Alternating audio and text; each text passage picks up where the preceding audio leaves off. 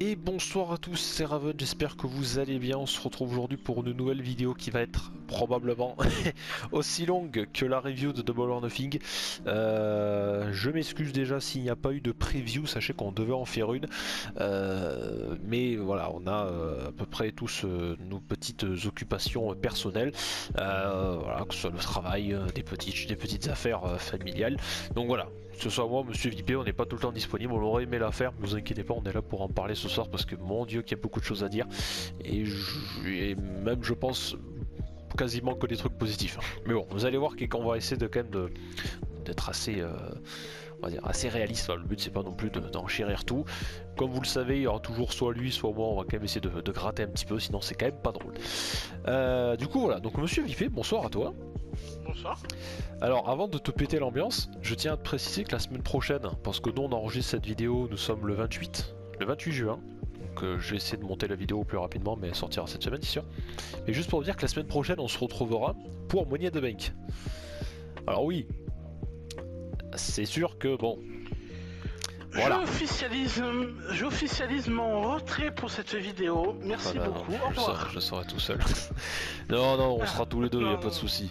Mais bon, tout ça pour dire que oui, ça a beaucoup moins de classe, effectivement, mais bon là. En tout cas, aujourd'hui, c'est la review de AEW X NJPW Forbidden Door. Et putain, je pense que ouais, c'est déjà que franchement, Double or Nothing, on s'était éclaté à le regarder. Mais alors là, Forbidden Door, c'est la claque de l'année sans problème, quoi. C'est vraiment la claque de l'année. Je pourrais refaire ça tous les week-ends, ça me dérange pas. Puis surtout qu'il y a quand même des nouvelles qui sont vachement bonnes. Parce que je me suis un petit peu renseigné avant qu'on commence à en parler du show. C'est qu'apparemment, une seconde édition pour Forbidden Door serait déjà en discussion entre New Japan et AEW. Par contre, on le fait au Japon. Ah, au Tokyo Dome, ce serait stylé. Ça serait beau, donc. Ah ouais, au Tokyo Dome, ce serait cool. Une fois on le fait aux États-Unis, une fois ils partent au Japon pour le faire au Tokyo Dome. Voilà. Parce que Tony Khan il avait révélé pendant une interview que déjà il avait effectivement commencé à y réfléchir et qu'étant donné le succès de l'événement, qu'il n'y avait aucune raison pour pas le renouveler, tu vois. Mais vous avez raison, allez-y, refaites-le sans problème. Refaites-le comme il dit, on le fait au Tokyo Dome, l'ambiance du Japon, ça va être, c'est bon, refaites-le. Forbidden Door 2, allez-y. Même si on doit l'avoir une fois par an, que ce soit le WrestleMania de W et de New Japan, allez-y, faites-vous plaisir. Moi je dis pas non, je vote, prenez mon fric. Déjà va falloir que je m'abonne au New Japan World, mais je vais le faire là. Il y a la paye qui arrive là bientôt, je vais le faire. Même pour me revoir des anciens matchs, je vais le faire, il n'y a pas de souci. Pour rester sur l'actualité vite fait, alors on va parler alors ça c'est des actualités par rapport à certains matchs, donc on y viendra après. On va rester sur l'actualité New Japan et AEW avant de parler du show vite fait. C'est 2-3 petites news qui débarquent comme ça, vous inquiétez pas, on va parler du show. Mais qui sera très long, l'heure c'est sûr on va la dépasser. AEW a annoncé qu'il y aurait un épisode de Dynamite Grand Slam en 2022, le retour qu'ils avaient déjà fait l'année dernière. La vente des billets est déjà disponible sur le site Ticketmaster, voilà, ce sera disponible à partir du 22 juillet. Le show aura lieu, lui, le 21 septembre, voilà, ça tombe un mercredi, donc AEW Grand Slam, notez la date. Voilà, c'était un épisode de Dynamite à côté de New York, je sais plus le nom du stade, enfin de l'arène, mais voilà, ça va être un show assez sympa, donc ça sera pas un peu pay-per-view, mais ça risque d'être un Dynamite un peu plus amélioré, donc ça va être vachement cool. Retenez la date du coup, le 21 septembre 2022, un mercredi. Dernière news pour parler de... Enfin, avant-dernière plutôt, on va rester sur New Japan avec NJPW qui a annoncé qu'il débarquerait à Nashville pour le week-end de Starrcast 5. NJPW Music City Mayhem, ça s'appellera. Voilà, qui aura lieu le 28, enfin du 29 pardon au 31 juillet 2022 à Nashville dans le Tennessee. Voilà, il y aura... les annonces devront être faites, je vais y arriver, d'ici les prochains jours. Voilà, donc pour l'instant aucun match n'a été annoncé, mais voilà, pas de soucis, ça va arriver. Donc voilà, nouveau show de New Japan, Music City Mayhem, ça s'appellera. Et si jamais la carte est assez intéressante, on n'hésitera pas à vous en parler, n'est-ce pas, monsieur VP? Oui. Parce que notre objectif c'est quand même de parler déjà plus souvent d'AEW comme on l'avait dit, et surtout, si on peut parler aussi de New Japan, c'est avec plaisir.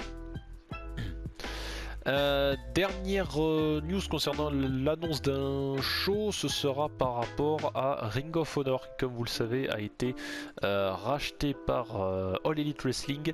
Ce sera par rapport au show Death Before Dishonor, si ça se dit correctement, je suis désolé pour l'accent dégueulasse. Donc voilà, Tony Khan l'a confirmé, la date ce sera donc le samedi 23 juillet pour ce pay-per-view Ring of Honor nouvelle génération. Alors j'ai pas l'affiche sous les yeux, mais déjà de base dessus il me semblait avoir vu un Jonathan Gresham, je crois, Cash Wheeler, Daxter Wood, on va en parler tout à l'heure. Je crois qu'il y avait du Wheeler Utah, Samoa Joe, donc voilà. Pareil, si la carte nous convient, oui voilà, pour l'instant il n'y a que du bon. Donc si la carte nous convient, pareil, même s'il faut parler de Ring of Honor, c'est avec plaisir, il n'y a pas de souci.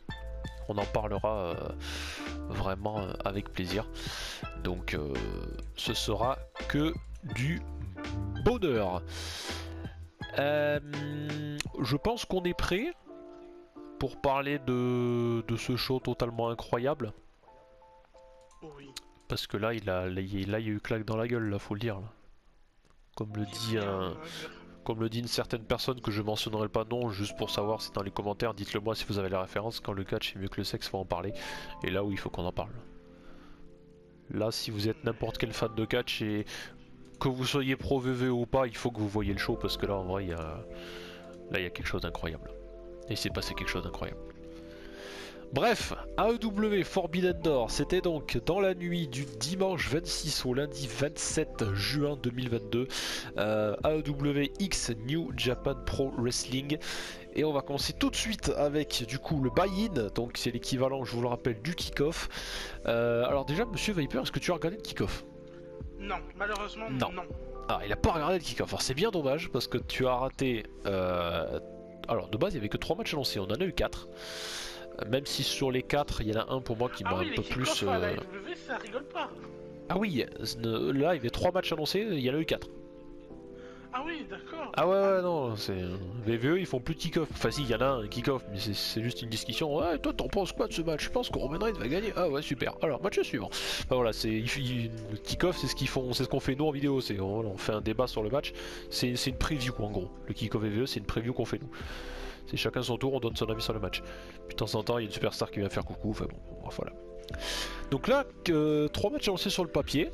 Mais qu'un seul a été rajouté sur le dernier moment. Je vais essayer de retrouver la carte pour avoir les images sur les yeux. J'en parlerai beaucoup plus facilement qu'avec mes notes juste à côté. Alors je vais essayer de ne pas y passer des plombes, surtout si tu l'as pas vu. Donc le but c'est pas que je perde 6 plombes là-dessus, on va essayer d'aller assez vite.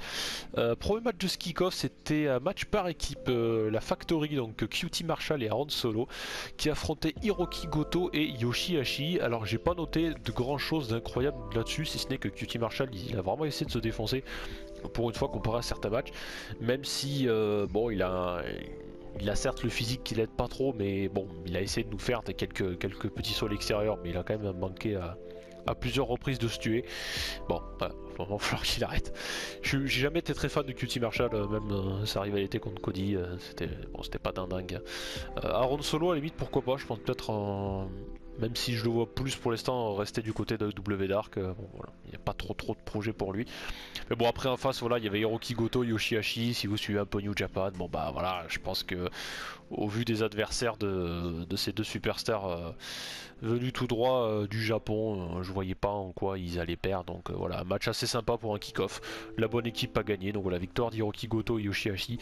C'était pas un match très dégueu non plus, alors que sur le papier on se dit bon bah voilà, vu l'équipe qu'ils ont en face, QT Marshall, Aaron Solo, c'est pas non plus dingue, mais ça va.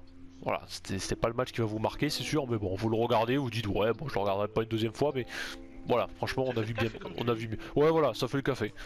On le regarde, on se dit bon, c'est peut-être un peu mieux ce qu'on s'attendait, mais voilà, c'est pas trop mal. C'est quand même pas trop mal. Donc voilà, après je vous le rappelle, le buy-in toujours disponible de manière gratuite et légale sur la chaîne YouTube AEW, donc là, vous pouvez même encore vous le revoir à l'instant, enfin voilà, même maintenant, même si vous allez voir, c'est pas le match que je vous conseille le plus sur le buy-in, il y en a vraiment un qui était vraiment super, on va y parler, on va y venir là dans quelques instants, pas celui-là qu'on va enchaîner encore après. Deuxième match du buy-in du coup, alors c'était du coup le match qui n'était pas annoncé, c'était Lance Archer contre Nick Komoroto. Bon, Lance Archer, je pense qu'il va aller peut-être faire un tour du côté de New Japan, là peut-être, il en aurait peut-être besoin là, un petit peu pour essayer de nous faire peut-être des petits affrontements assez sympas contre Tomohiro Ishii, ça pourrait être bien cool. Mais bon voilà, en gros c'était deux géants qui s'affrontent dans le ring, deux géants assez badass, voilà, même si le match a pas eu le temps de commencer, Lance Archer il est monté dans le ring, il s'en est pris à Komoroto instantanément. Voilà, c'était un échange de coups violents, le public quand même c'est vachement plus rangé vers Lance Archer, mine de rien, c'est quand même normalement c'est censé être un match heel contre heel. Mais bon voilà, c'était relativement simple, ces deux géants qui se foutent des mythes dans la tronche, même si pendant un moment il y a un truc assez incroyable, on a Lance Archer qui s'est mis en position Undertaker, c'est-à-dire qu'il a commencé à tordre le bras un peu de Nick Komoroto, il a commencé à monter sur le coin, à monter sur la troisième corde, le mec il s'est retourné, il a fait un moonsault, pourtant si vous voyez le gabarit de Lance Archer, c'est vraiment pas le genre de mec à faire ça, et putain en vrai le public il a vraiment bien réagi, c'était quand même vachement bien, et pour son gabarit franchement c'est quand même impressionnant à voir, après voilà, comme je dis, ça reste un bon match, pas trop mal. Ça n'a pas duré extrêmement longtemps, c'est pas plus mal. D'ailleurs, je vais aller essayer de récupérer les durées des matchs parce qu'on va en avoir besoin.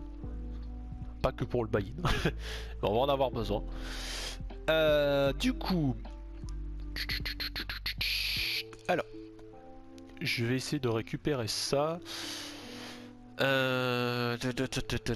pas bien travaillé, j'aurais dû me le sortir avant parce que là je vais passer des plombes à me le sortir. AW Forbidden Door. On y est. Alors. Du coup. Oui, ça y est.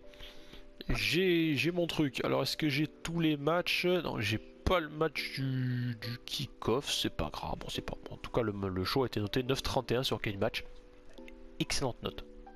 9,31. C'est du costaud. Bref, en tous les cas, pour finir là-dessus, victoire de Lance Archer, et puis on passe à la suite.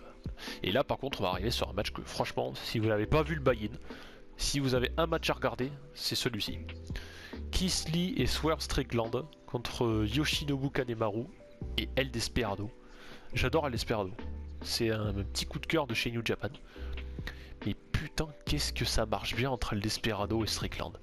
C'est incroyable. Il va y avoir un petit move à la fin où El Desperado va essayer va glisser à l'extérieur, mais il va se retenir avec ses jambes sur la première corde, donc celle en partant du bas.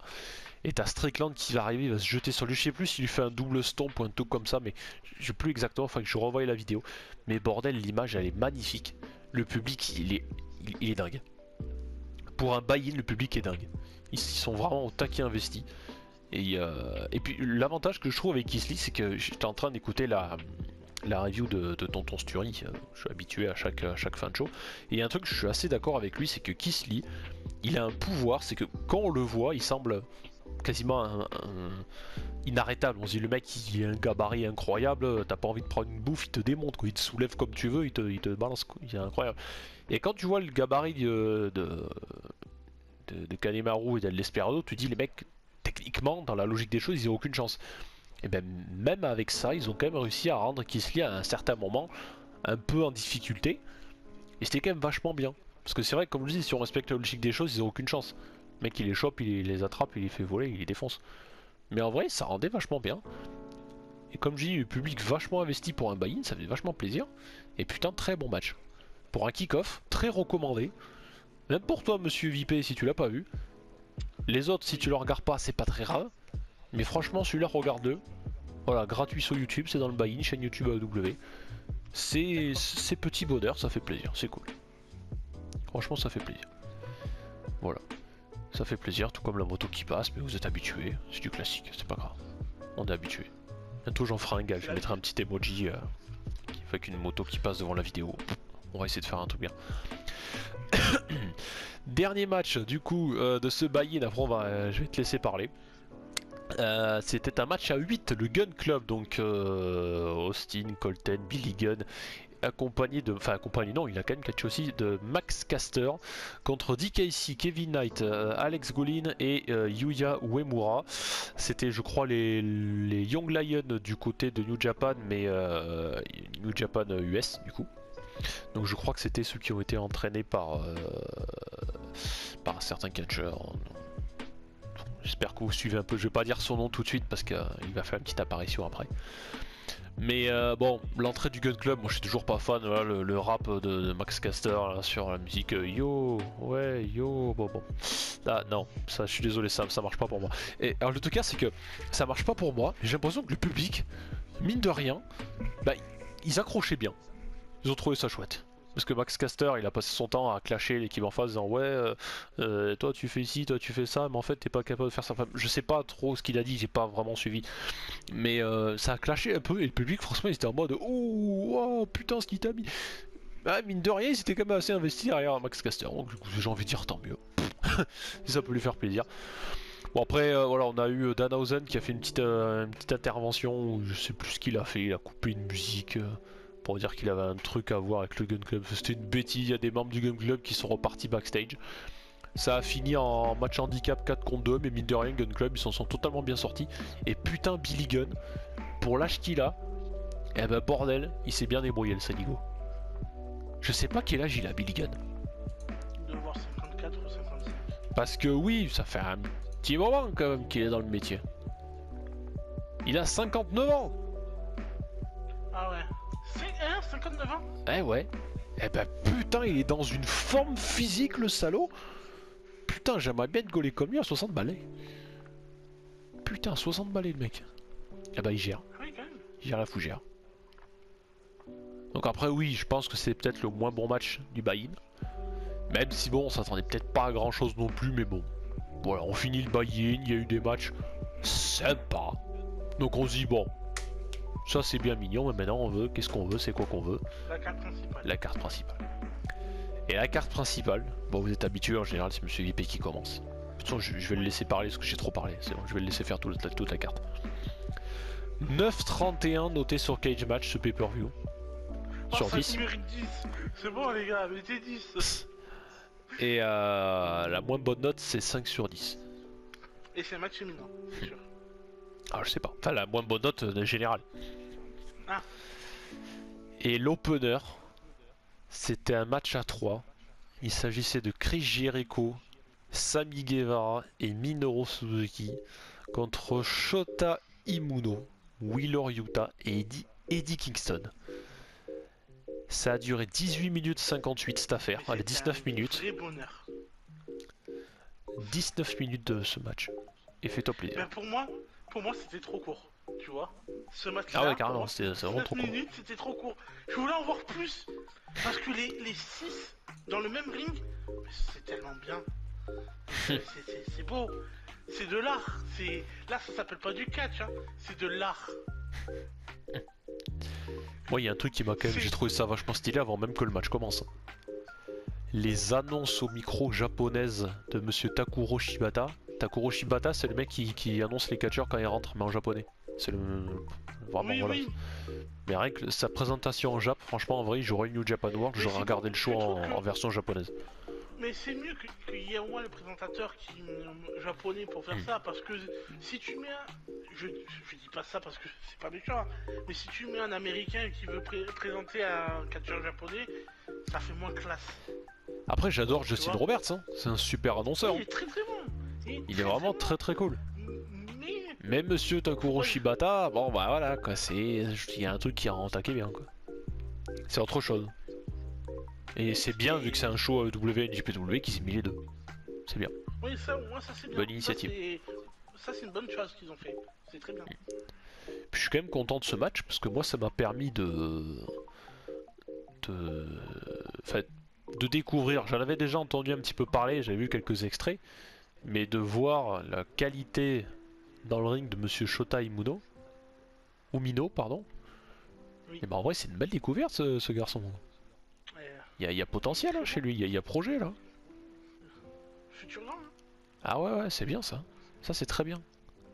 Ouais, Puis l'avantage de ce... Quelques années plus tard il va être champion NJP, hein. C'est sûr et certain.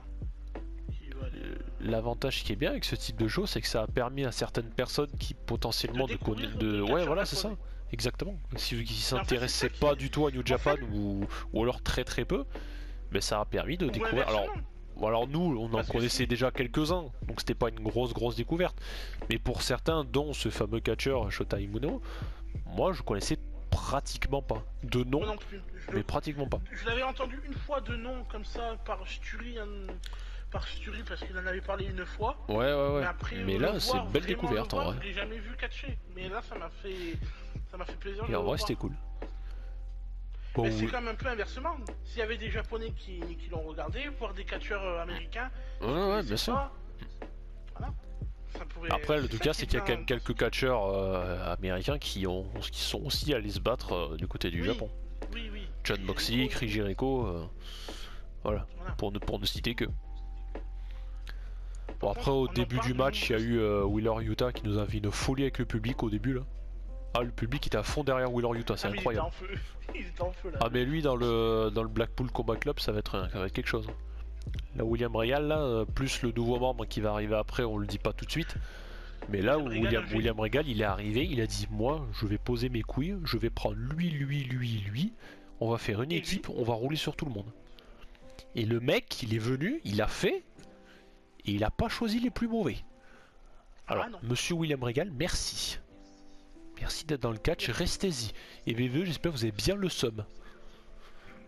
Voilà, parce qu'en plus d'avoir perdu des catcheurs incroyables, vous avez perdu... Bon, voilà. Mais comment on pourrait le qualifier, William Regal? Je sais pas. Heureusement qu'il est là. On va le voir, il va faire une petite apparition pour le main event. Et même quand on le voit, William Regal, il fait peur. William Regal, c'est le mec qui vient, il fout une claque, il t'en met qu'une, t'as compris. Voilà, comme les mecs qui foutent le bordel avec des motos de merde sur les routes en plein centre-ville. Non, mais c'est à chaque fois, Pas grave. Oui, je vais déménager. Hein. Bah, bonne idée, bah, viens, je te loue la chambre, monsieur. Fais coloc. Parfait, merci. Bon. Mais ouais, non, mais c'est incroyable. Donc Wheeler Yuta en furie et tout le monde derrière lui avec le match. Puis Minoru Suzuki et Eddie Kingston. Ils se sont mis de ces blocs de béton dans la tronche.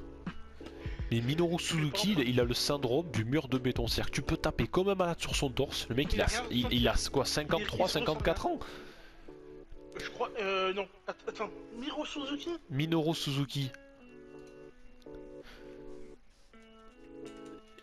Minoru Suzuki. C'est bien d'avoir l'ordi à côté. Il a 55 ans. Moi, ce que j'adore avec Minoru Suzuki, c'est que, comme le disait Villebrequin sur une de leurs vidéos, oui, j'ai beaucoup de références, c'est que c'est le parfait sleeper. Un sleeper, c'est-à-dire que c'est le mec, quand tu le vois arriver, tu dis bon, il fait pas trop peur, une tête un peu bizarre. Mais... Alors que quand tu le vois, 55 piges, le mec qui résiste à de ces trucs, il te fout de ses atémies, il te démonte. Eddie Kingston, tu le voyais, il tapait comme un tocard sur son torse, il n'y a rien à faire, il sent rien. Par contre, lui, il t'en met une, Kingston, il était KO. Incroyable. C'est ça. En fait, Kingston, il leur mettait 5, il avait rien, l'autre il leur mettait juste une, il en pouvait plus. Non mais Minoru Suzuki, il faut l'envoyer en Russie là, tu le tiens dessus qu'un char d'assaut, c'est pas lui qui va sauter, c'est le char d'assaut qui va mourir. Non mais oui, non mais c'est incroyable. Puis même ça saute de partout, ça vole, c'est... Putain c'est dynamique bordel, on s'ennuie pas quoi. Sammy Guevara il a fait un move. Ouais. Un peu une sorte de airborne, mais sur la troisième corde là à l'extérieur du ring. C'était magnifique. Non mais en plus le public était tellement investi. Ah par contre il y a un truc que j'ai compris un peu après, parce que je me suis renseigné, j'ai regardé quelques vidéos. C'était la prise de soumission de Jericho là, le Worlds of Jericho là, qu'il avait porté sur Shota pendant un show chez New Japan. À l'époque c'était encore un Young Lion, bon ça allait encore plus ou moins, mais il était vraiment très jeunes. Et j'ai bien aimé parce qu'à un moment c'est lui qui l'a fait sur Jericho, et puis l'image était quand même incroyable. Alors au début je l'ai pas compris, mais quand je me suis renseigné... Ouais, donc l'image était quand même pas mal quoi. Ouais, c'était bien tenté de... Alors comme certains peut-être... Ouais voilà, c'est un match référencé. Ça c'est cool. Donc ça permet à certains, comme je disais, de le découvrir, il y a d'autres de dire bon bah voilà, vous découvrez ça, ça c'est quand même cool, donc bon voilà. Mais bon, au final, excellent match. Alors comme on le disait, ça a duré 19 minutes cette affaire. 19 minutes et il a été noté à 8,36 sur 10 sur Cage Match. Ah oui. Franchement, il est bon. Moi j'aurais mis 9. Donc, excellent match. Et Excellent quel début, en plus, Ah, mais quel opener. pour la carte principale, quel début parfait. Ah Là, bah tu te dis, là, allez, ça commence bien. ça tombe bien parce que ce qui continue. arrive par la suite, c'est pas mauvais non plus. C'est encore meilleur.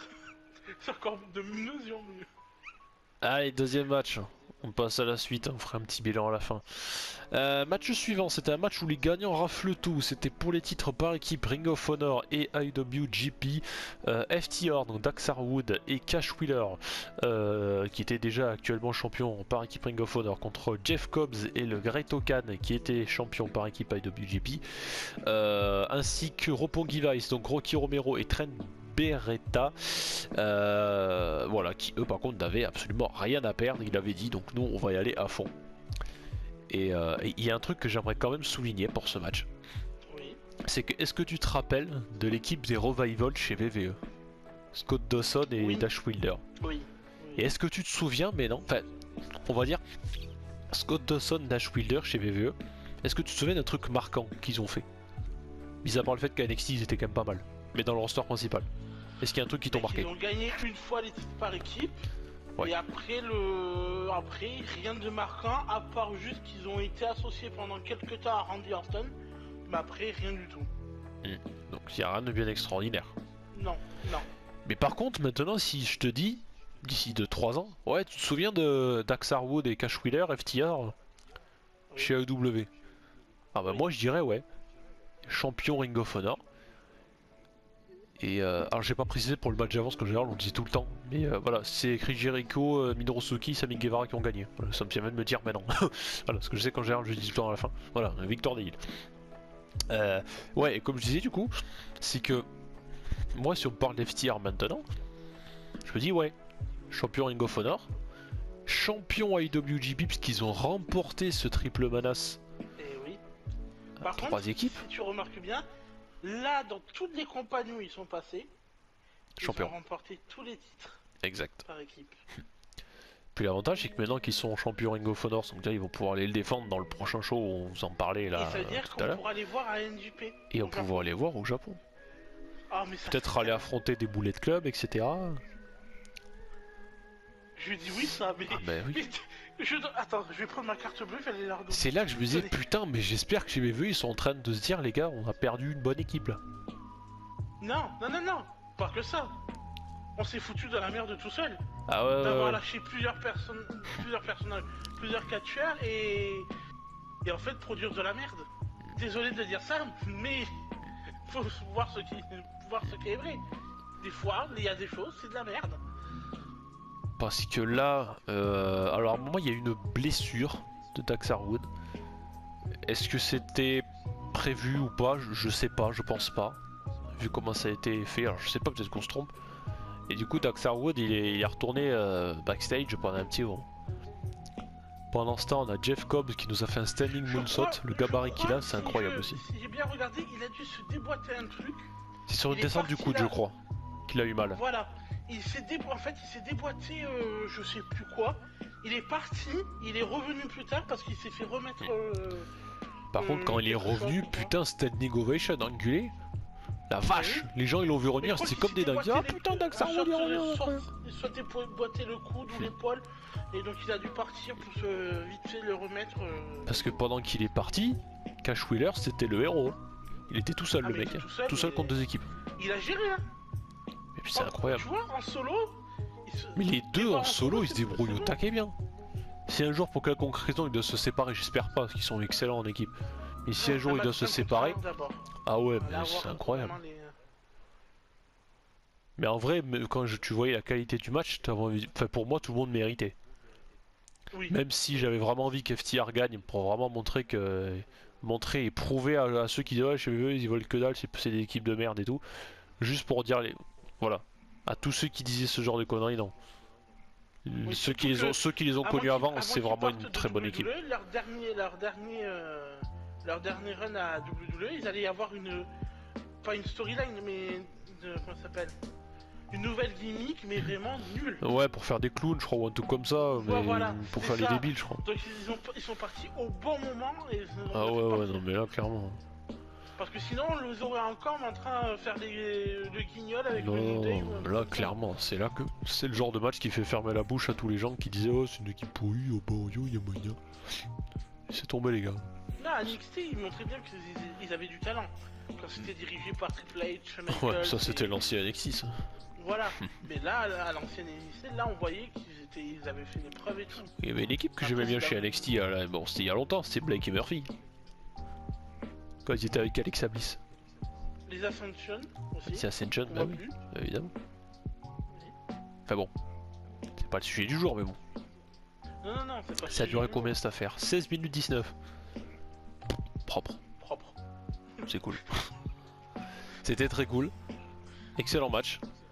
Et puis, comme je le disais en dernière fois, j'espère que VV ils regardent, qui regardent le match et qui sont en train de se dire putain, on a vraiment perdu peut-être une des meilleures équipes du divertissement catchesque, je crois. Oui. Mais c'est cool, victoire d'FTR, j'étais vraiment super content pour eux, ils méritent. Ça fait plaisir. Très cool. Je crois qu'à la fin j'ai même applaudi devant ma télé, c'était super. Combien il a été noté ce match? J'ai pas regardé, 7,73 sur 10. Pas mal, c'est pas trop mal. Oui, c'est bien, c'est très bien. On passe à la suite? Oui. Troisième match, c'était donc le Fatal 4-Way pour ce nouveau titre, le titre AEW All Atlantic, avec Pac, Miro, Malakai Black, et normalement ça devait être Tomohiro Ishii qui a été remplacé par Clark Connors. Alors pour moi Clark Connors, je découvre un petit peu. C'est une découverte, hein. Je connais un peu. J'ai peut-être dû voir un de ses matchs, mais il y a un moment. Et le problème qu'il y a, c'est que découvrir quelqu'un dans un 4-way quand en face de lui t'as Malakai Black, Miro et Pac. Bon, on va pas se le cacher, Clark Connors c'était 95% du match, il était pas là. Il était dehors en train de dormir. C'est très dommage parce que je vous avoue que j'aurais beaucoup voulu voir Tomohiro Ishii et le voir faire des face-off avec Miro, ça aurait pu être incroyable. Miro il est beau, hein. Ah oui. Il est beau, Miro. Bah, il est très beau. Il est beau. C'est vrai que c'est un beau garçon. J'adore ça. Mais c'est vrai, il a raison, Je suis d'accord avec lui, il est beau. Il est magnifique. Mais oui.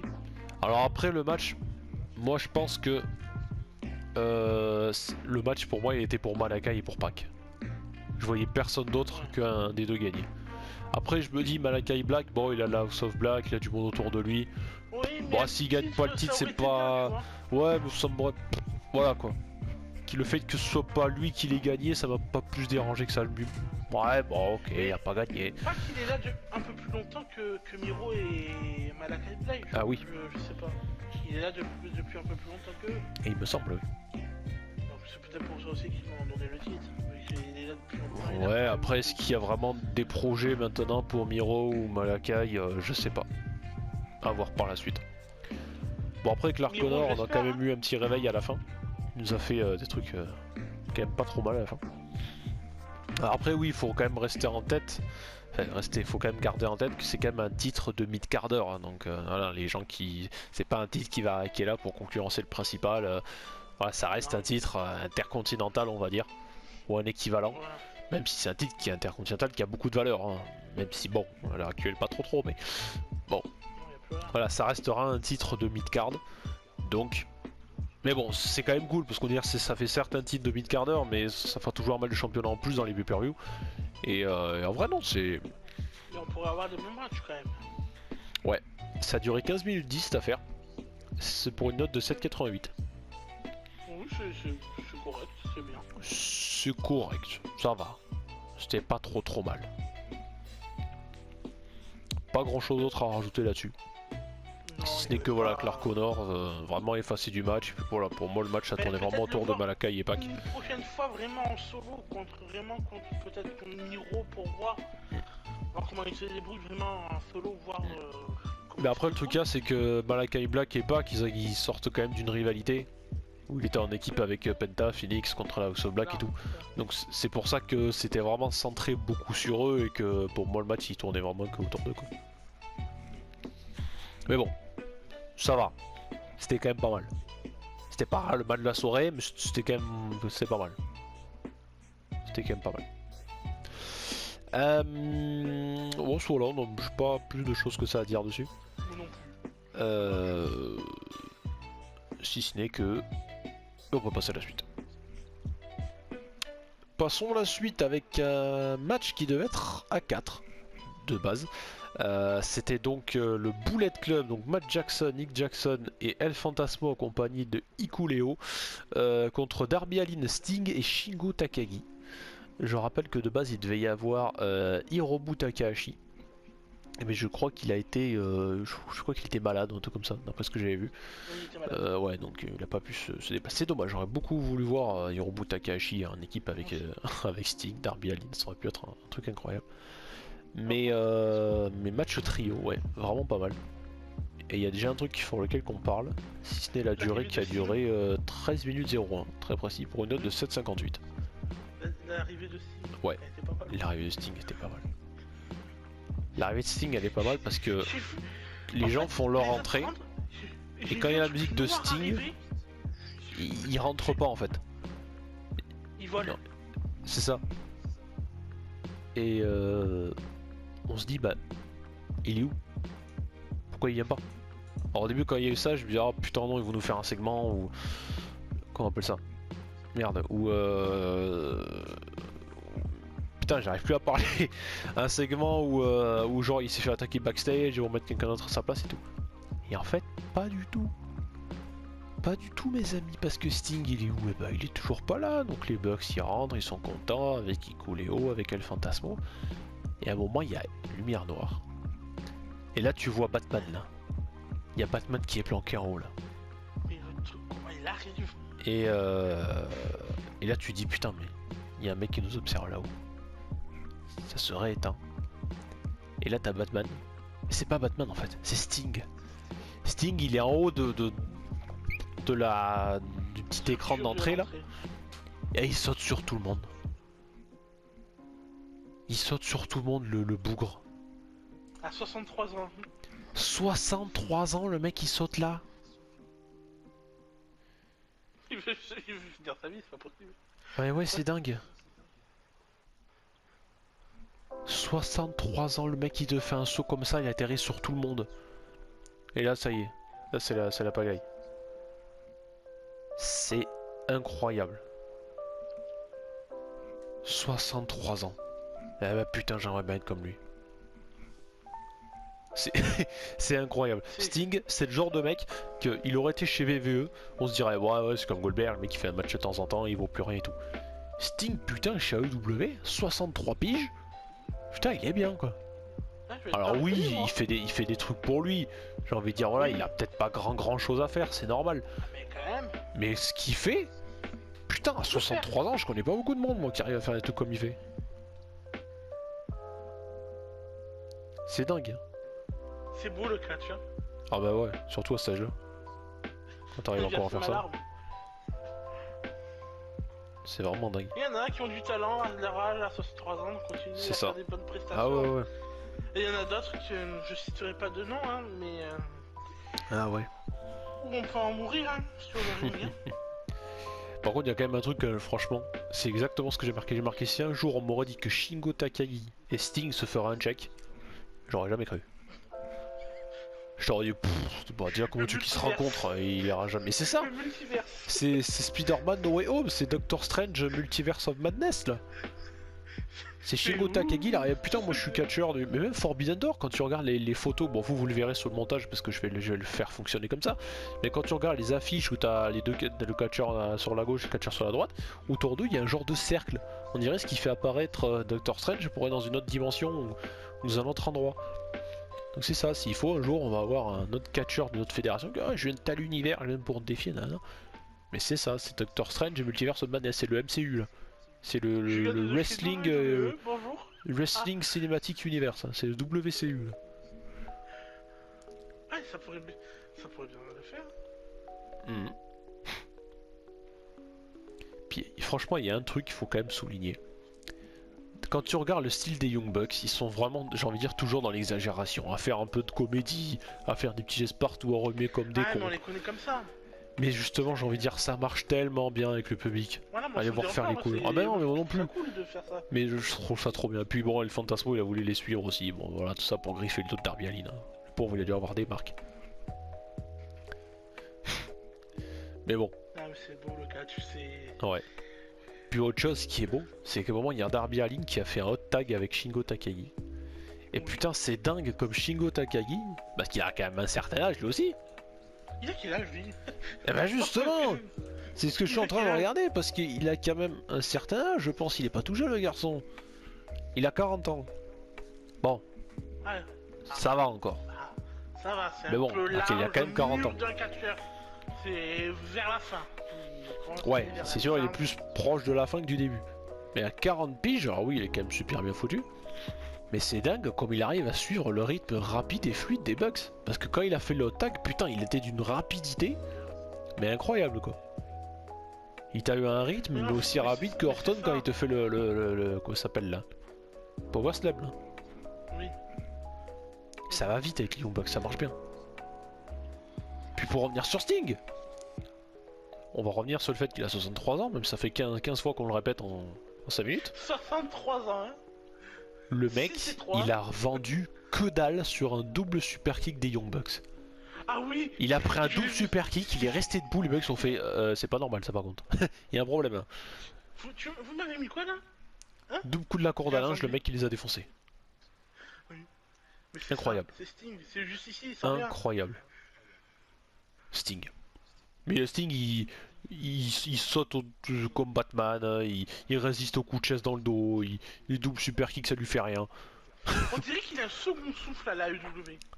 Ah ouais, mais il est bien, il pète la forme. Il a eu la WCW quand il a été vraiment connu, quand il était énorme. Ah, c'était il y a longtemps ça, il était encore jeune. Il a eu son petit passage à la WWE un peu, sauf le match à WrestleMania contre Triple H qui était pas mauvais, mais après il a eu sa période de vide où il s'est blessé après le match de Seth Rollins. Et là, on dirait qu'il a son second souffle avec Darby Allin. Ouais, mais là il est bien. C'est exceptionnel. C'est dingue. À 63 ans. Puis même pour finir sa carrière, j'aimerais bien voir Sting contre Darby Allin. Ah oui, oui. Ah, il faut ça. Ah oui, pour la fin. Ah, même ça c'est l'icône, le sauveur, voilà, qui reste dans l'ombre. C'est un peu un Batman, c'est-à-dire que le mec qui fait sa loi, mais un peu dans l'ombre, tu vois, il est maquillé, il est dark et tout. Et si passage de flambeau, quoi. Qui passe le flambeau à Darby Allin, et là ça serait beau, tu vois. Ça serait beau ça. Ah, ça faut le faire ça. Ça c'est bien. Surtout à 63 ans. Bon après, il a beau avoir 63 ans, on répète encore une fois. Tu savais qu'il avait 63 ans, Sting? Il y a eu un petit botch au moment parce que il a fait un double finisher là sur les Bucks je crois.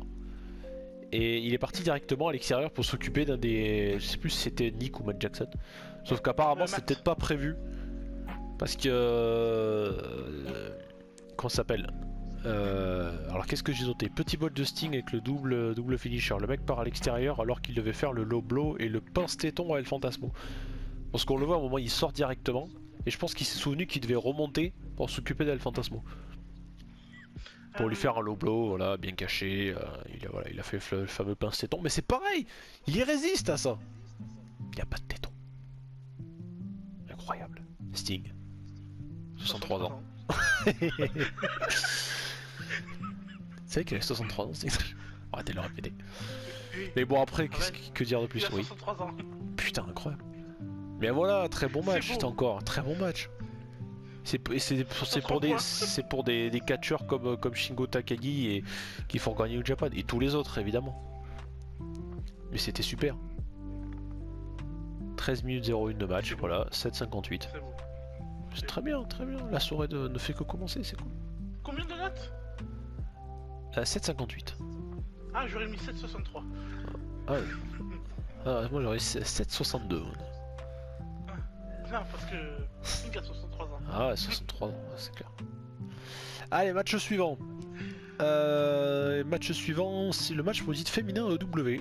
Je sais que tu ne l'as pas vu. Non, là je vais expliquer pourquoi. Les matchs féminins, je n'arrive pas à les regarder. Qui défendait contre Tony Storm. Ça va être le match, je pense, le plus rapide. Ça a été noté combien? 6,42 pour une durée de 10 minutes 42. Et pas 63. Le match était quand même pas mal.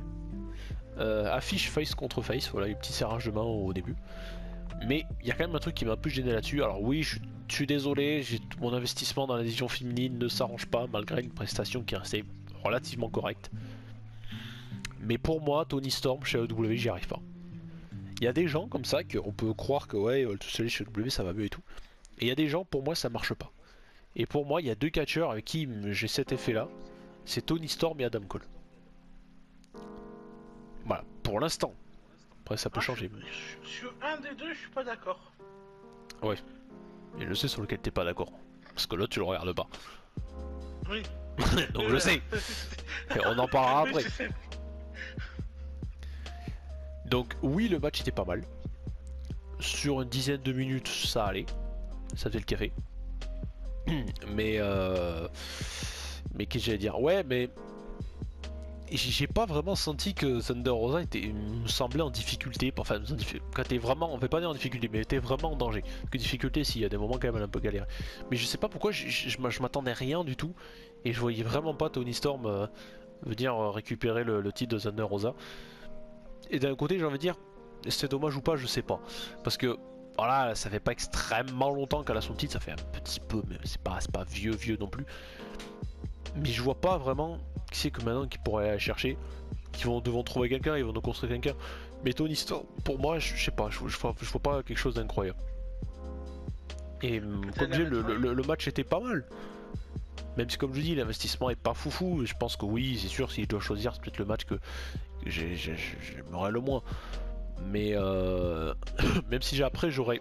Après, il y a un match qu'on va parler après, c'est pas le suivant, mais ça sera vraiment celui d'après. Ce sera par rapport aux Zack Sabre Jr. contre le catcheur choisi par Bryan Danielson. Vous allez voir que j'aurai un truc à dire dessus. C'est pas du négatif, c'est juste un avis personnel. Et je pense qu'il y a peut-être quelques personnes qui seront d'accord avec moi, mais voilà, comme je dis, c'est pas du négatif, parce que en soi c'était super. Mais bon, voilà, moi comme je dis, j'ai pas trouvé. J'étais pas investi plus que ça dedans, et puis comme je disais, j'ai pas vraiment senti qu'à moi Thunder Rosa pouvait avoir. Pouvait perdre le titre. Voilà, j'ai pas senti vraiment grand danger. Et voilà, sans plus, voilà, c'est environ pas loin, voilà, 10-42 de match. C'était pas mal, mine de rien, c'était quand même un peu mieux que certains matchs féminins que j'avais pu voir un peu avant. Mais voilà, c'était. J'ai quand même préféré celui-là à celui que j'avais pu voir à Double or Nothing. Voilà, c'était pas un très mauvais match, mais si vous êtes assez investi dans la division féminine, faites-vous plaisir. Et comme ça, moi, il n'y a pas de jeu. Ma division féminine, que ce soit VV ou W, j'y arrive pas. Hein. Comme ça, moi, j'ai pas de préférence. Mais voilà, si vous avez pas vraiment de mal à la regarder, faites-vous plaisir. Sinon, voilà, c'est peut-être pas celui que je vous conseillerais de regarder le plus, surtout dans cette carte. Sachant que c'est quand même le seul match féminin de la soirée. Donc. Mais voilà, mes victoires de Thunder Rosa qui conserve le titre. Quel avenir pour Tony Storm? On sait pas. Je te demande pas ton avis sur le match? Non. Non. Vous n'avez pas regardé. Alors, par contre, ce que je te propose, c'est qu'on va passer à la deuxième partie. On va faire exactement la même chose pour comme on avait fait pour Double or Nothing. Alors vous, sur le montage, vous verrez aucune différence. Mais nous, on est obligé de couper là, parce que notre système d'enregistrement va bientôt bloquer. Le but, c'est pas que ça coupe pendant qu'on parle d'un match. Donc voilà, petite coupe pure pub pour nous. Et on se retrouve là, pour vous dans quelques secondes.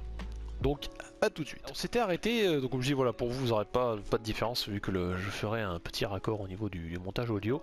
Donc on s'était arrêté au match féminin où j'avais dit que Thunder Rosa avait donc conservé son titre contre Tony Storm. Il est temps de passer à la suite. Oui. Et là il y a encore... voilà, il y a des trucs incroyables. Il y a les deux catcheurs qui s'affrontent qui sont incroyables. Il y a le match qui est incroyable. Et puis il y a l'after match qui est... voilà, je crois que je sais pas si j'ai déjà pleuré comme ça devant, parce que c'était tellement beau. C'était aussi beau que Miron. Match suivant pour le titre des États-Unis IWGP. Match simple, singles match. Will Ospreay défendait contre Orange Cassidy, même si Juice Robinson avait toujours à la ceinture. Du coup, Will Ospreay, Orange Cassidy. Bon, déjà, Orange Cassidy pour moi c'est la musique d'entrée. Elle devait être changée, mais le Where is My Mind, j'adore. Elle est vraiment trop bien. Puis Orange Cassidy avec le public, mais c'est du bonheur. Ça marche tellement bien. Son entrée toute simple. Ça... Bon, il vient de. Bon, c'est pas important. Il pèse. C'est pas important non plus. Ouais, Freshly Squeeze, Orange Cassidy. Bon, voilà, bref. Ça marche trop bien avec le public. Et puis Will Ospreay. Est-ce qu'il y a vraiment besoin de présenter Will Ospreay? Non. Il n'y a pas besoin. Toi, le je sais meilleur que c'est ton catcheur. coup de cœur, toi. Ah, mais c'est mon catcheur préféré. Ah ouais, là c'est. Alain JP. Toi, c'est bien que c'est que t'as un catcheur préféré dans chaque fédération. VVE, Oui, c'est Orton, AW, Kenny Omega, New Japan ou Will Ospreay. oui. Donc, toi, ce qu'il te faudrait faire, c'est un triple menace contre ces trois. Ça, le mec, Mais il sera plus n'importe quoi. qu'encouragé, il va bugger, il fait ah, attends, Omega, Ospreay, oh, c'est bleu, je suis en panique. Il sera devant sa télé, il va Pour le sauter moment, partout, je ne sais pas. Orton, ça va être un peu compliqué, hein. Il doit se faire Ah, bah, opérer. on appelle ça la vieillesse. Non, ça s'appelle les RKO.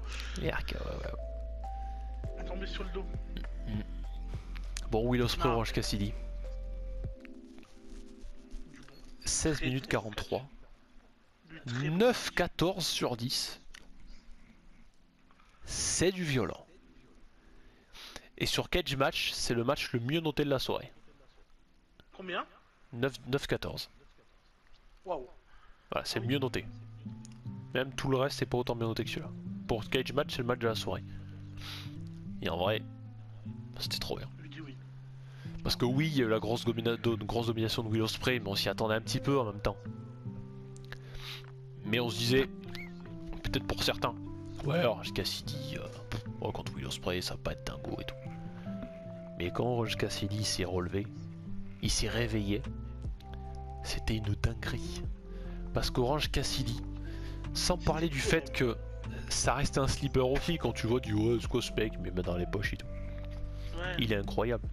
Mais c'est surtout moi, c'est un truc que j'adore avec ce catcher. C'est déjà son côté vraiment très cool, très tranquille. Et surtout, c'est tout ce qu'il arrive à faire avec le public, je trouve ça génial. Orange Cassidy et le public, ça marche tellement bien. C'est que du bonheur. Alors il y a quand même eu un truc incroyable. C'est l'enchaînement de dingue qu'il y a eu. Parce qu'à un moment, il y a eu un choc contre la caméra. Je sais qu'on avance vite dans le match. Mais d'un barbare. Et juste après ça, il y a eu un enchaînement.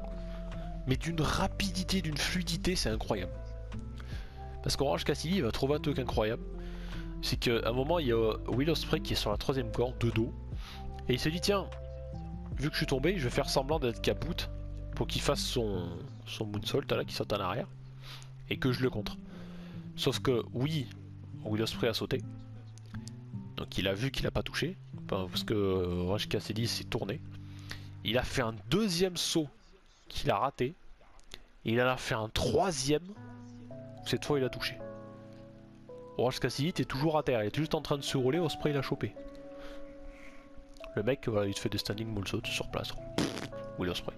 Merci, bonne soirée. En fait, ce qui est bien avec Will Ospreay, c'est que sur certains de ses matchs, par exemple, en fait, il peut être lent, mais s'il veut être vraiment rapide tout le match, il te fait des allers-retours sans s'arrêter. Le truc, c'est incroyable.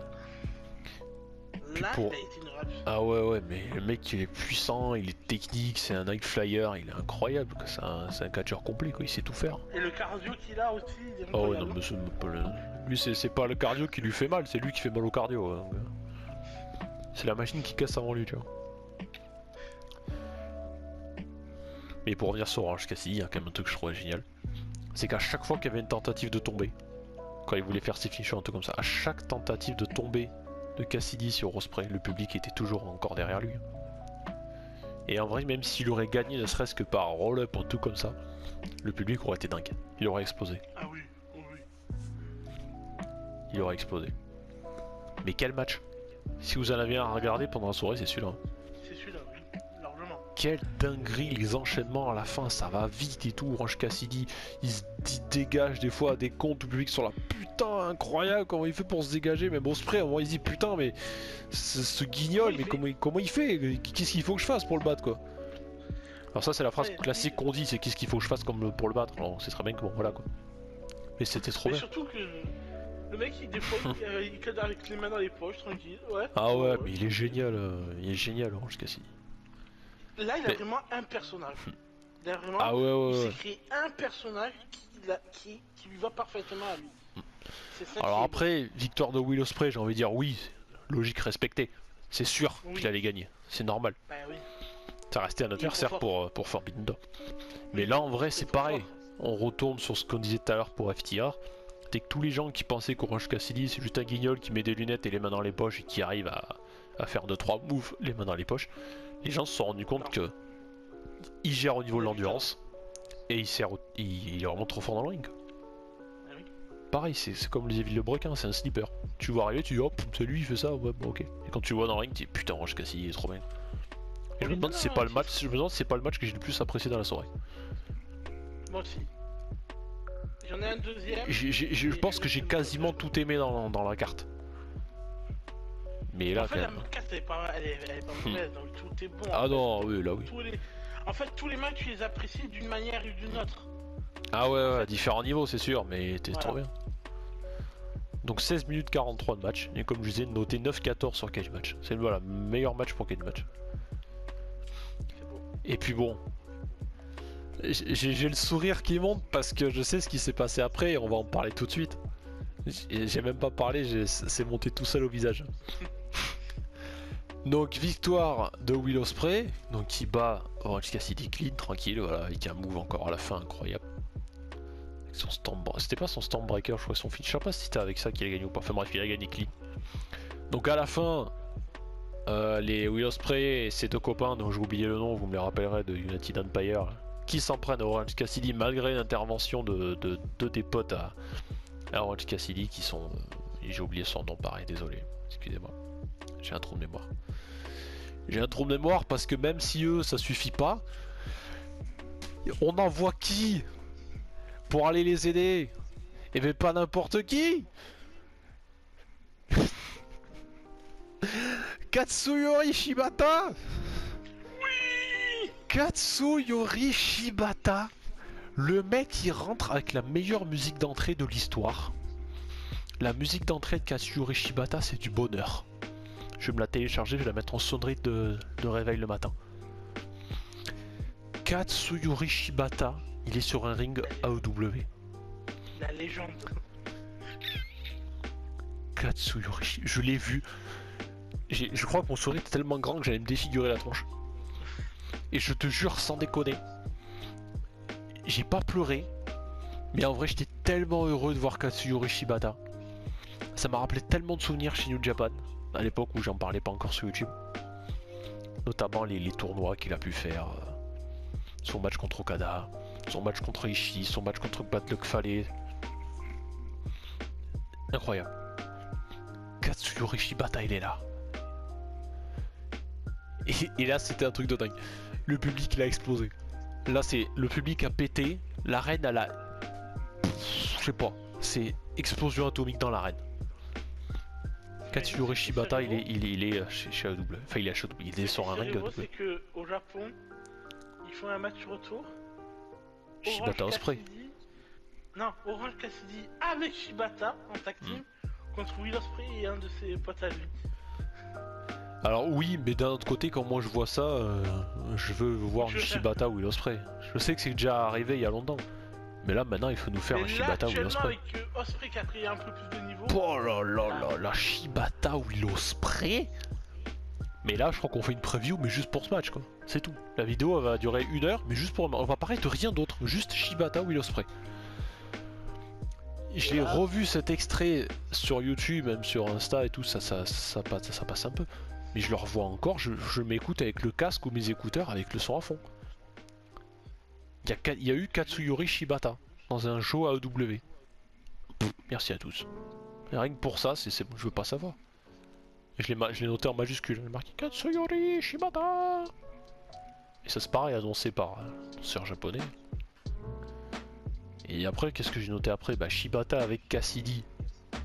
J'ai marqué entre parenthèses MDR parce que Orange Cassidy va lui poser ses lunettes et en vrai ça lui attaquait bien. Il ressemble un peu à Bruce Lee quand même. Mais j'ai marqué de l'autre côté, donc Shibata Cassidy, entre parenthèses MDR, mais Shibata versus Ospreay, entre parenthèses OMG, c'est exactement ce que j'ai mis. Ah Non mais c'est vraiment marqué OMG. Je veux Shibata Will Ospreay. Je veux, tout simplement. Voilà, allez-y. Alors, ce Kingdom, on a encore le temps quand même. Oui, mais là, allez-y, là. Faites-le, sans problème. Allez-y, je vous file mon fric, je vous file mon rib. Moi, je vous prends ma voiture s'il faut. je file ma carte bleue et prenez mon fric. Et c'est pour ce genre de truc que je vais m'abonner au New Japan World. Juste pour me revoir des anciens matchs de Shibata. Ou sinon, ce qu'on fait, on part au Japon. Ah bah moi, mais un jour oui, un jour je partirai au Japon. Déjà, bon, pas que pour le catch, il y a beaucoup de choses que je vais aller voir aussi, Oui. notamment les boutiques. Mais oui, juste pour aller voir un show de New Japan. Et surtout si ce serait Wrestle Kingdom dans le Tokyo Dome, ce serait incroyable. Ça serait beau. Pour aller voir Okada. Je veux voir Okada avant qu'il prenne sa retraite. Mon Will Ospreay. Ah voilà. Et peut-être qu'un jour on ira voir Will Ospreay Okada. Voilà, et qu'on ira mourir hein, tellement on sera excité. Mais bon, dans tous les cas, voilà, qu'est-ce que je vous dise, moi, Katsuyori Shibata, c'est trop bien, c'est trop bien, c'est trop bien, c'est dingue. C'est une dinguerie. Bon, enfin bref, victoire de Will Ospreay, et puis il nous faut ce match, et puis voilà, merci à tous. Meilleur show de la soirée. Allez, c'était Raven, et bonne soirée. Non, non, il reste encore des matchs. On n'a pas encore fini. On passe à la suite. Oui. Donc Zack Sabre Jr. contre catcher choisi par Bryan Danielson, on sait pas qui c'est, catcher. Goldberg. Ah non, c'est pas Billy Goldberg. Ah non. Alors par contre, il y a quand même un truc dingue, c'est que Zack Sabre Jr. a fait son entrée, et il n'y a pas eu genre ouais écran noir où on te met une petite vidéo pour te spoiler quelqu'un. C'est non, c'est que dalle, c'est on envoie sa musique d'entrée en direct. Et bah qui c'est que ça peut être? Eh bah, non. le Fiend Le Fiend. Mansour qui débarque, Mansour Isolide. Eh bah Vince non, McMahon. Ah non, Vince McMahon, non. Claudio Castagnoli, anciennement Cesaro. Le Suisse. Et quand il est rentré, je me suis dit putain, t'as Claudio Castagnoli chez All Elite Wrestling. Et surtout qu'il faut se dire qu'il a été choisi par Bryan Danielson. C'est-à-dire qu'il va rejoindre le Blackpool Combat Club. Oui. Donc Regal, il est arrivé encore une fois. Il y a Wheeler Yuta, John Moxley, Danielson, Claudio Castagnoli, Blackpool Combat Club. William Regal, il est arrivé, il a posé ses couilles, il a tout pété. Il a fait voilà, moi je veux ces 4 là. Il y a une news qui est sortie, c'est que depuis Daniel Bryan et Tony Khan étaient les deux seuls à savoir qu'il y avait Cesaro qui avait signé à la AEW. Et Tony Khan voulait le faire commencer le 2 juin. Oui, je l'ai vu. Et en fait, il a attendu tout ce temps. Ils ont dit attends, peut-être il faut attendre un peu. Et il y a eu la blessure. Et vu qu'il n'a pas été utilisé, il a dit c'est le meilleur moment pour le faire commencer. Puis même Cesaro, tu voyais qu'il fait Cesaro. Claudio Castagnoli. Tu voyais qu'est-ce qu'il était heureux d'être là. Je l'ai jamais vu comme ça depuis sa victoire contre Seth Rollins à WrestleMania. Par contre, il était toujours heureux. aussi puissant.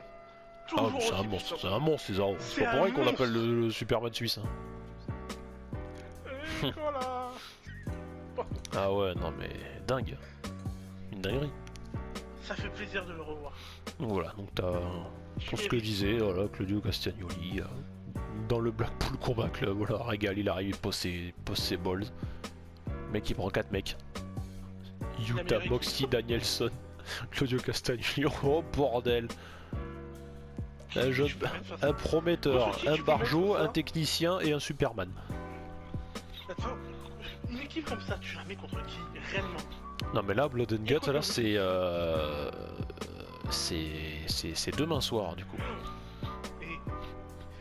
Non mais en vrai le show je vais le regarder Blood and Guts.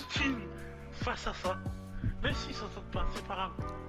Kota Ibushi, Okada, Omega, Ospreay face à eux. Contre Blackpool. Non mais là Blood and Guts je vais le regarder demain soir. Mais si c'est bien on en fait une review. Oui. Parce que là la Jericho après Session Society contre le Blackpool Combat Club ça va être une dingue. Demain soir ça. Demain soir, ok. Enfin pour nous c'est demain soir. Ok. Mais je vais le regarder, si c'est bien on vous en fait une review. Ça va être une dinguerie ce match. Bon en tout cas début du match, au bout de 3 secondes j'ai cru qu'on allait tous décéder. J'y ai cru. Bah l'enchaînement de manchettes, neutralizer. On a cru à un changement. Par contre, Zack Sabre Jr, le début du match, il s'est pris une manchette. Ouais. La tête est partie au 5e rang. Ah ouais non mais là c'était c'était d'accord. barbare sa mère là. Ok. Bon bah tiens. C'est ça. Alors, là par contre je vais venir sur un point. Parce que oui, il faut. Ah. Alors. Monsieur a un défaut. C'est pas un défaut, c'est pas un défaut, c'est un avis personnel. Alors, Petit 1. petit 1. Ouvrez les guillemets. Alors, la brume a de beaux éloges. Non, j'ai... Le football a changé. Moi, je reconnais plus. Non. Alors, je vais y arriver. Oui. Je vais vraiment y arriver, promis. Zack Sabre Jr., c'est pas un catcheur que j'apprécie. Pas parce qu'il est mauvais dans le ring, loin de là, mais tout simplement parce qu'il a un style technique que je n'apprécie pas. J'avais vu plusieurs de ses matchs chez New Japan, notamment un contre Tomohiro Hiroishi, je crois, et j'aime pas vraiment ce style beaucoup trop technique, et c'est pour ça que, comme je l'ai noté, au vu de la spécialité des deux catcheurs, je suis conscient que, de mon point de vue à moi et peut-être certains d'entre vous, c'est pas un style de match qui va plaire à tout le monde. Parce que nous, on connaît un petit peu Cesaro de ce qu'il était capable de faire chez WWE. Et pour ceux peut-être d'entre vous qui découvrent Zack Sabre Jr., ou même qui le connaissaient déjà, c'est un technicien, Zack Sabre Jr. Le mec qui peut tout te contrer, il a toujours des techniques assez incroyables, il sait se servir de champ aussi bien que ses mains, c'est incroyable. Et c'est pas en ça que je le trouve mauvais, c'est que moi, comme je dis, voilà, c'est pas un style de catch que j'aime beaucoup. Et c'est le truc qui m'a pas ennuyé, parce que le match était vraiment super. Mais ce qui m'a un peu dérangé, parce que voilà, quand on regarde quelque chose qu'on kiffe pas plus que ça, bah voilà, quand on se dit, je l'ai regardé, c'était très bien. Il a été noté, combien ça a été déjà, ça a duré 18 minutes 26, pas mal, pour une note de 8,58. C'est arrêt du catch match. Hein. Mais voilà, moi comme je dis, c'est pas un style que j'aime beaucoup, malgré le fait que j'ai beaucoup aimé le match. Donc c'est pour ça que Sabre Jr. c'est pas vraiment... c'est pas un catcheur ni un style de catch que j'ai apprécié beaucoup. Voilà. Mais comme dit, c'est pas une remarque sur le show qui était, enfin sur le match qui était mauvais, c'est un avis perso. Et si certains d'entre vous ne sont pas de mon, enfin partagent mon avis en disant qu'ils sont peut-être pas trop fans de ce style-là, je comprends que c'est pas un match qui a pu potentiellement plaire à tout le monde. Mais bon, on était quand même content de voir Claudio Castagnoli, donc ça fait toujours plaisir. Mais le mec est puissant parce que même pour montrer la technique Zack Sabre Jr, à un moment il va lui faire une soumission. Et enfin, on va l'appeler Cesaro, c'est Claudio Castagnoli, c'est trop long. Et à un moment il va vouloir se foutre à l'extérieur du ring pour essayer de le faire lâcher. Sauf que Zack Sabre il va pas lâcher en fait. Et le mec, tout ce qu'il va trouver à faire, c'est qu'il va le porter sur son épaule, à un seul bras. Il va monter les escaliers et le balancer, le power bombel au milieu du ring. Incroyable. La puissance. En Australie. Vraiment en Australie, c'est ça. Et après voilà, comme je dis, la technique est vraiment bien plus, vraiment présente. Quoi. Même Cesaro c'est le mec qui maîtrise puissance et technique. Prise de soumission, quand il le décolle pour le foutre ses manchettes, elles font trop peur à lui. Elles font vraiment trop peur. Je suis content de le revoir. Ah ouais, ça fait plaisir. Ça fait trop plaisir. Alors oui, il y a eu beaucoup de rumeurs, on en parlait déjà un petit peu. Mais ça fait trop plaisir. C'est que du bonheur. Mais donc victoire de Claudio Castagnoli. Oui. Et voilà, comme je le dis, ça fait plaisir. Quelque chose à rajouter ou on passe à la suite? Non, c'était très très bien. Ouais. J'ai la dalle en plus, j'ai super faim. Moi aussi. Match suivant. Fatal 4-Way pour le titre IWGP. Jay White défendait contre Kazuchika Okada, Hangman Page et Adam Cole. Alors, bon. On a vu Okada. Alors oui, Okada ça marche très bien. Les gens qui sont heureux de voir Okada. En même temps j'aurais été comme jouer Okada dans une arène, je serais pas Okada, en fait, quand il rentre Okada, il a une aura. Ah ouais, mais c'est ça, c'est Dieu tout puissant. Puis l'annonceur quoi. Okada, Kazuchika, incroyable. Incroyable encore une fois.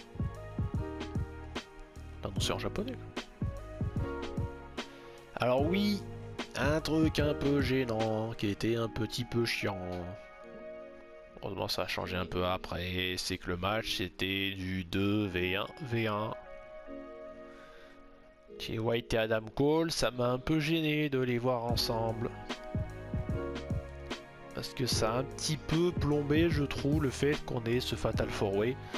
Alors qu'en vrai, tu prends un jeu 2K avec des superstars créés, ou même tu prends le jeu W qui sortira en 2007 année, ça va être super. Il y aura Cody Rhodes dedans. Ouais, même si ça va être un peu plus style arcade, ça va être super. Oui. On aura moyen de bien s'éclater. Mais en vrai, tu fais même tu vas sur ton jeu 2K avec les superstars téléchargés, tu mets Jay White, Okada, Hangman Page et Adam Cole. Ça, c'est possible que sur un jeu vidéo normalement. Non, et là tu l'as en vrai. Là, tu l'as en vrai. Alors oui, ils sont quand même restés un petit moment ensemble, donc moi j'ai trouvé ça un petit peu dommage. Ça cachait un peu l'affiche, je trouve, vraiment d'un vrai Fatal 4-Way.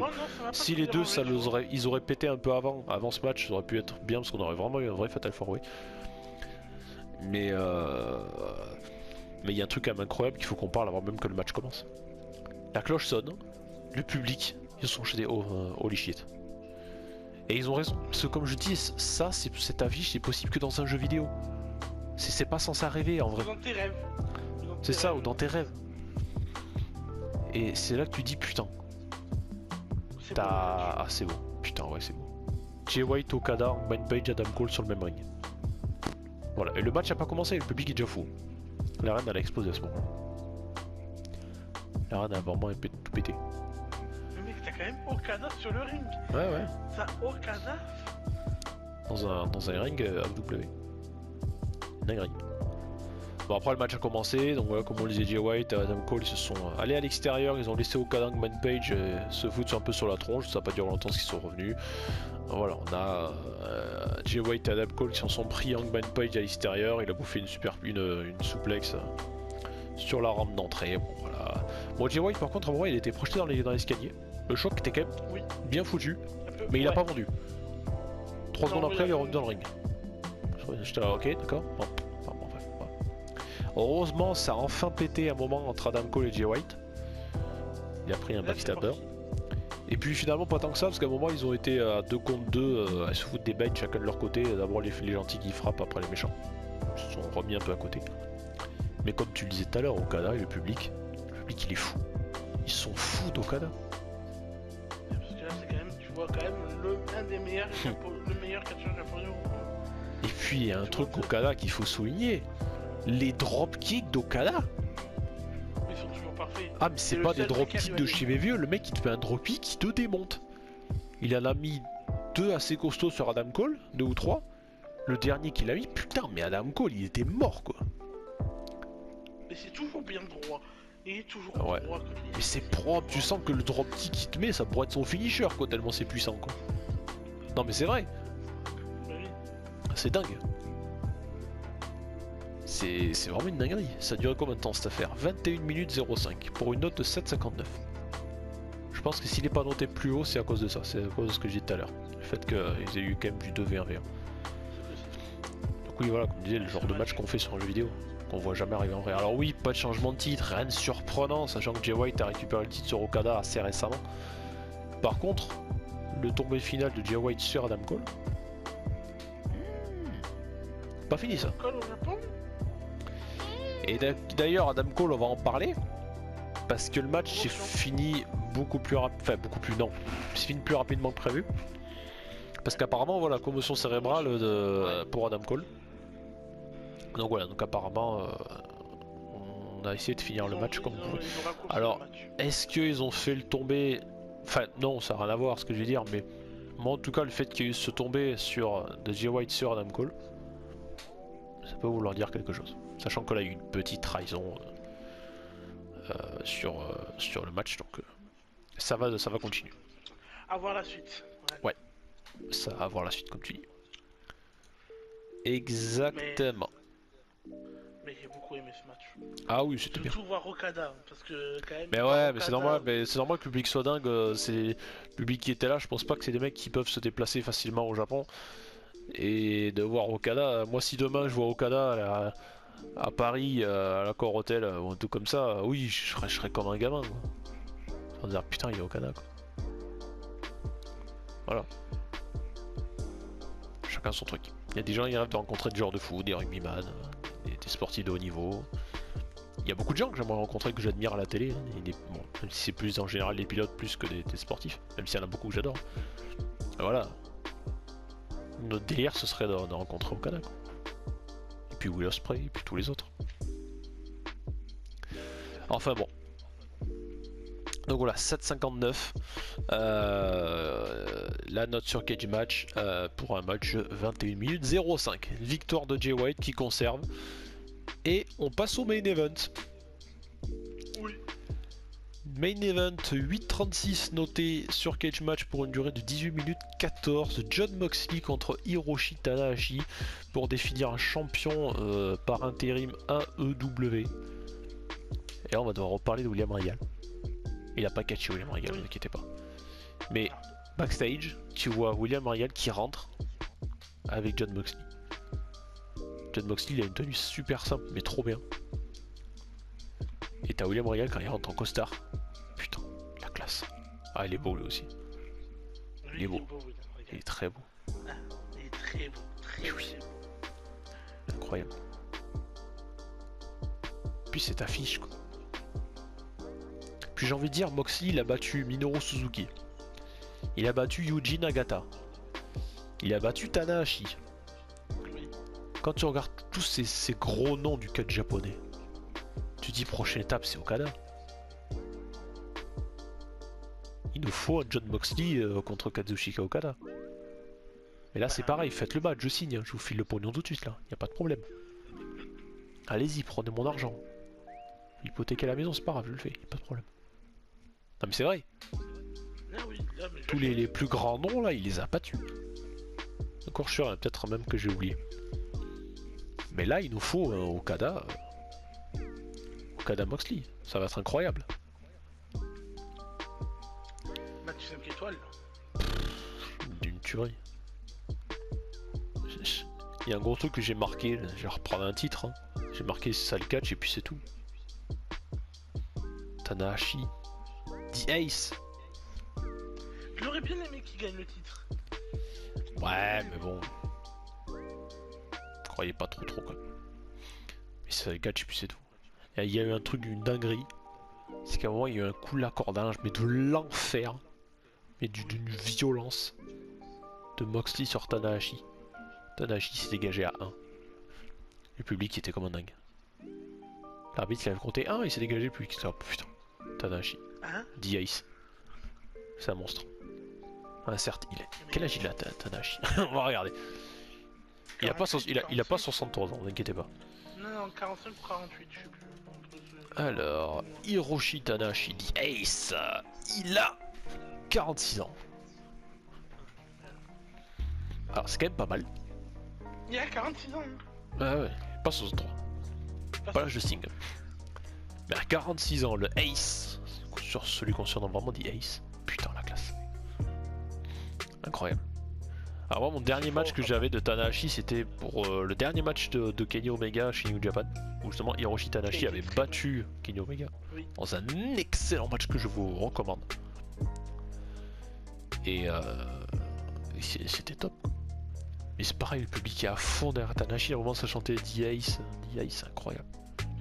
On en parle que Jon Moxley pisse encore le sang dans chaque Ouais, match. chaque match. Ouais, Darby Allin, tentative de suicide, Jon Moxley. Il pisse le sang. Aussi pisse le sang, ouais. Ça choque personne, toi. Moxley, ça fait 15 mètres d'affilée, comme ça.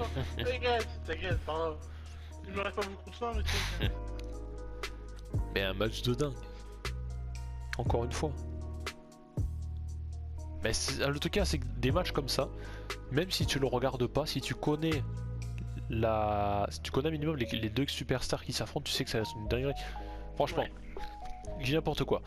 Moi je te dis, je suis promoteur de catch, je suis ultra connu et tout. Je vais organiser un show. Et dans ce show, je vais faire venir une superstar de New Japan AEW. Sans même que tu aies vu le match, si je te dis, ouais, je vais faire un match entre un Fatal 4-Way entre Jay White, Okada, Hangman Page et Adam Cole. Même si t'as pas vu le match, tu sais que ça va être bien. Oui. Pourquoi t'achètes? Parce que t'es des mecs que tu connais, tu sais que c'est des monstres, ça va être incroyable. Si je te dis je fais un match pour un titre, n'importe quel, Jon Moxley contre Tanahashi, Même si t'as pas vu le match, pareil, tu vas me dire j'achète. Parce que tu sais que John Moxley c'est un barjo, il fait des trucs de dingue, et que Tanahashi, bah voilà, Tanahashi, The Ace, New Japan, c'est un monstre, c'est une légende. C'est pour ça. Et ça, c'est un truc de dingue. Mais voilà.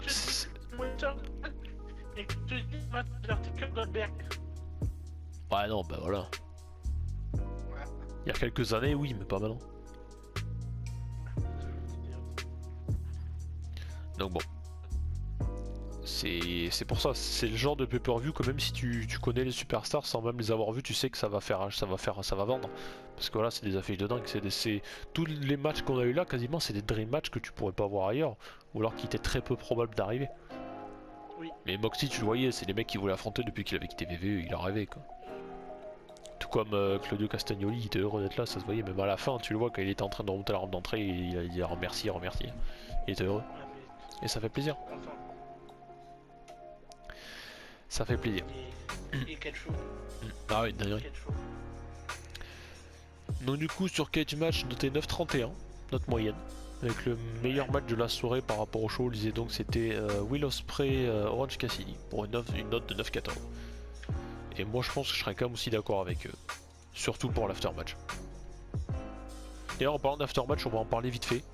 Je voyais pas trop l'intérêt de l'aftermatch du main event. Même si après tu dis bon c'est vrai qu'ils sont là pour en faire la promo de Blood and Guts, voilà, on sait qu'après Claudio Castagnoli et Kingston ne s'aiment pas, enfin bon bref voilà.